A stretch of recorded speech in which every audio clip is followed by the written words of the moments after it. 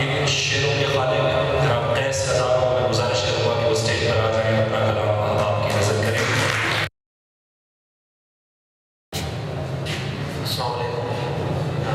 सबसे पहले जनाब जाहिद साहब को की किताब पर दिल से मुबारकबाद पेश होगा और चंद इशारे के तुम्हारे रास्ते से हट चुका हूँ, तुम्हारे रास्ते से हट चुका हूँ तो कितनी राहों बढ़ चुका हूँ, तुम्हारे रास्ते से हट चुका हूँ तो कितनी राहों बढ़ चुका हूँ।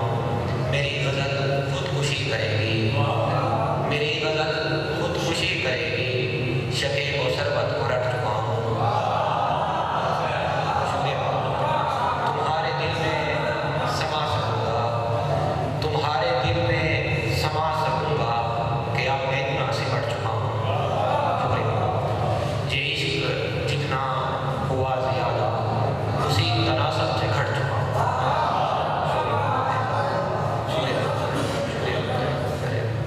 एक और गज़ल के चंद इशारे थे।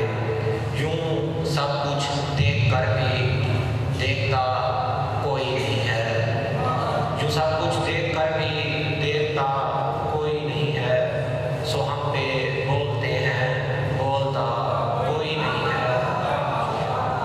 फरेब आईना है बस तमाशा है ये दुनिया, फरेब आईना है बस तमाशा है ये दुनिया, यहाँ पर सब खुदा है और खुदा कोई नहीं है।